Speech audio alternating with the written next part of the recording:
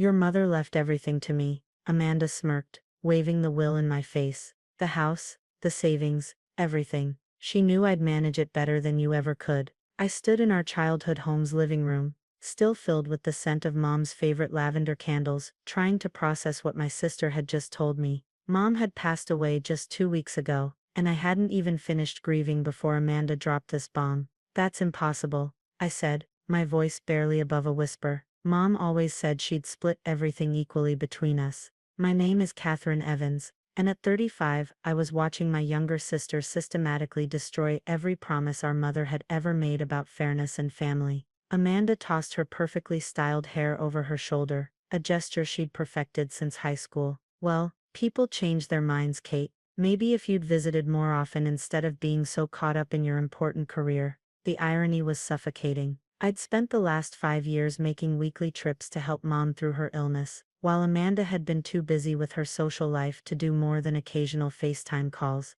But somehow, she'd managed to convince Mom to change her will in those final months. That night, as I sorted through the few boxes of personal items Amanda had generously allowed me to take, I found something interesting. Mom's old jewelry box, the one she'd kept on her dresser since we were kids. It was empty now, of course. Amanda had already claimed all the valuable pieces, but as I turned it over in my hands, something fell out of the velvet lining. A small brass key with a faded tag, First National Bank, Box 847. I remembered that bank. It was the old-fashioned one downtown where Mom used to take us when we were little. She always said she preferred dealing with real people instead of ATMs. I hadn't thought about it in years. The next morning, I walked into First National Bank, the key clutched in my hand. The marble floors and high ceilings hadn't changed since my childhood. An elderly security guard nodded as I approached the main desk. I need to access a safety deposit box, I said, showing the key to the young woman behind the counter. It was my mother's. She passed away recently. I'm sorry for your loss, she said, examining the key. Let me get Mr. Peterson, our manager. He handles all estate-related matters. Mr. Peterson turned out to be a thin man in his 60s, with wire-rimmed glasses and a carefully pressed suit. He studied my ID and the key with meticulous attention. Box 847, he muttered, typing something into his computer. Suddenly his face went pale. He looked at me, then back at his screen, then at me again. Is something wrong? I asked, my heart starting to race. Miss Evans, would you mind stepping into my office? His voice had dropped to almost a whisper. There's something we need to discuss. I followed him through a set of heavy wooden doors into a small office lined with old banking photographs. He closed the door carefully behind us. Your mother, Elizabeth Evans, opened this safety deposit box 30 years ago, he said, settling behind his desk. She made annual payments through an automatic withdrawal from her account, and what? I pressed as he trailed off, and she left very specific instructions about its contents. Instructions that directly contradict the will your sister presented to the probate court last week. My heart skipped a beat. What do you mean? Mr. Peterson pulled out a folder and placed it on his desk. According to our records, your mother visited this bank 3 months ago. She was quite ill by then, but her mind was sharp. She updated the documentation for Box 847, and made it very clear that its contents were to go to you, Catherine, regardless of any other arrangements. I sat there, stunned, as Mr. Peterson continued. Given the nature of what's in that box, I believe we need to contact the probate court immediately. Your sister's will, well, let's just say it might not be as valid as she claims. Mr. Peterson, I said, leaning forward, what exactly is in that box? He removed his glasses, polishing them nervously with his handkerchief. Perhaps it's better if I show you, but first, I need to make a few calls. This situation, it's going to cause quite a stir. As I watched him pick up his phone, I couldn't help but think about Amanda's smug face when she'd waved that will at me. Whatever Mom had left in that safety deposit box, it was clear that my sister's perfect plan was about to unravel. Mr. Peterson's voice snapped me back to reality. Yes, Judge Harrison, this is about the Evans estate. We've had a significant development. The next hour passed in a blur. Judge Harrison arrived at the bank personally, accompanied by a court clerk, and to my surprise, a forensic document examiner. Mr. Peterson led our small group to the safety deposit box vault, his hands slightly shaking as he used his master key alongside mine.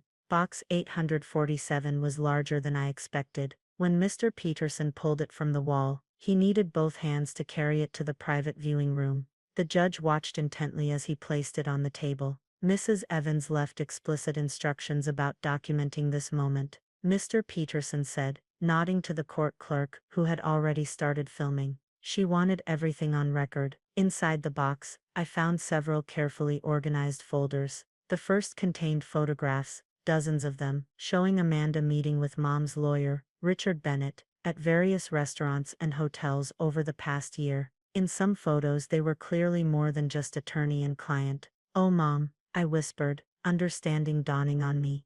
"You knew." The second folder held bank statements, showing large transfers from Mom's account to offshore accounts in Richard Bennett's name, all processed after Mom had supposedly signed the new will. But it was the third folder that made Judge Harrison sit up straight. "This," he said, holding up a document, "is your mother's real will notarized and witnessed by 3 bank officials, including Mr. Peterson. It's dated just 3 months ago." Below that was a letter in Mom's familiar handwriting. "My dearest Catherine, if you're reading this, then everything I feared has come to pass. I discovered Amanda and Richard's plan to manipulate my will during my final days. Rather than confront them, I decided to gather evidence. The private investigator's reports are in the blue envelope. I'm sorry for letting you think I'd chosen Amanda over you. It broke my heart to see your face when she started moving things out of the house, even before I was gone. But I needed them to believe their plan had worked. Everything I own should be split equally between my daughters. That was always my intention.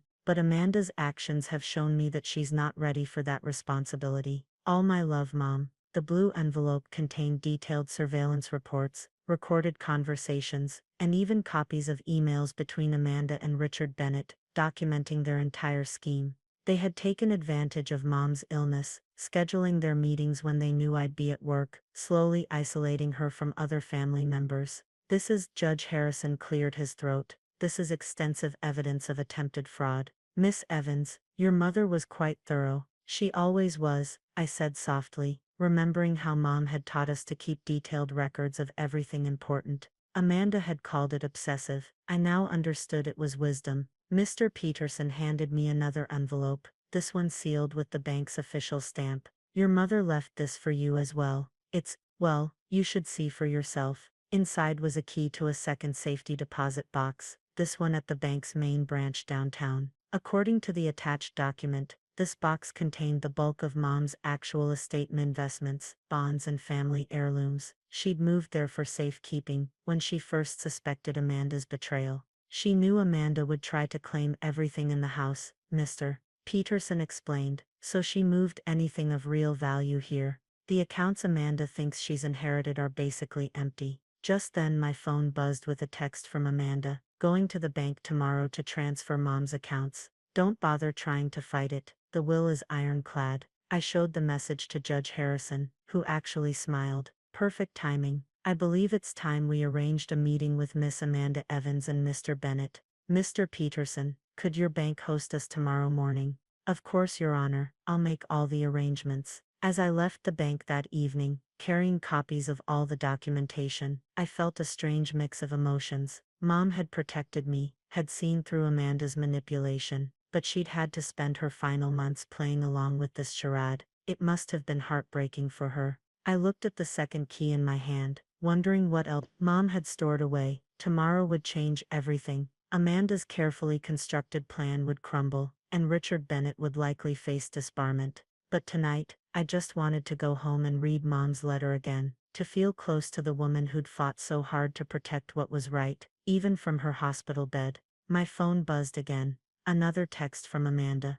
"By the way, I'm selling Mom's house next week. You might want to clear out any remaining junk you left there." I smiled, thinking about tomorrow's meeting. "Sure, Amanda," I typed back. "I'll be there bright and early. In fact, why don't we meet at the bank first? There's something you really need to see." The next morning, I arrived at First National Bank early, watching from the lobby as Amanda strutted in at 9 a.m. sharp, Richard Bennett at her side. She wore our mother's pearl necklace, the one she'd claimed was costume jewelry, when I'd asked about it after the funeral. "Let's make this quick," Amanda announced to Mr. Peterson. I have a real estate agent meeting me at Mom's house. Well, my house now, in an hour. Of course, Mr. Peterson replied smoothly. Judge Harrison is already waiting in the conference room. Judge Harrison. Richard Bennett's professional demeanor cracked slightly. I wasn't informed the judge would be present. We entered the wood-paneled conference room, where Judge Harrison sat at the head of the table, surrounded by documents from Box 847.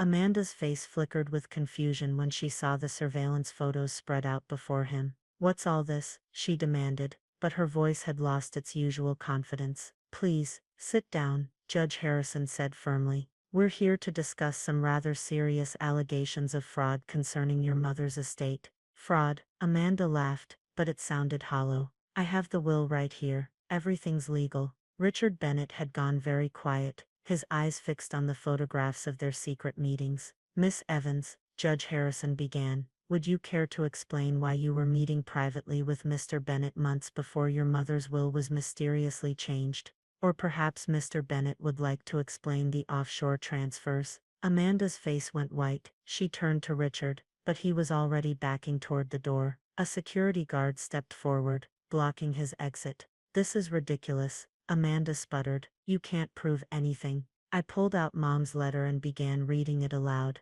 With each word, Amanda's carefully constructed facade crumbled. When I reached the part about the private investigator, Richard Bennett finally broke. "It was her idea," he blurted out, pointing at Amanda. "She said her mother was too ill to make rational decisions. She convinced me to help modify the will. You promised nobody would find out." Amanda screamed, her composure completely gone.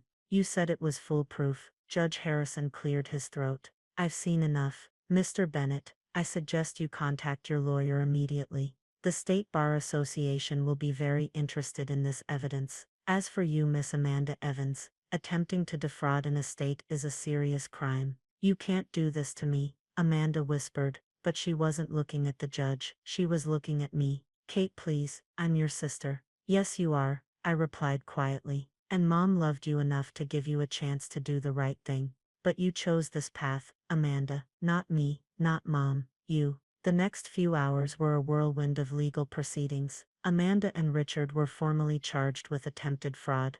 The original will was reinstated, and Mom's estate would be divided as she'd originally intended, equally between her daughters, though Amanda's share would now be held in trust pending the criminal investigation. Later that afternoon, I visited the second safety deposit box at the main branch. Inside, I found not only the investments and heirlooms Mom had mentioned, but also a collection of family photos, real moments from our childhood, before Amanda had become obsessed with status and appearance. There was also one final letter. "Catherine, if you're reading this, then the truth has come out. I want you to know that exposing Amanda's scheme wasn't about punishment, it was about protection. Sometimes love means letting people face the consequences of their actions. Maybe this will be the wake-up call your sister needs. I'm leaving you Dad's old pocket watch. Remember how he always said, 'Time reveals all truths.' He was right. Take care of your sister, but don't let her take advantage of your kind heart anymore.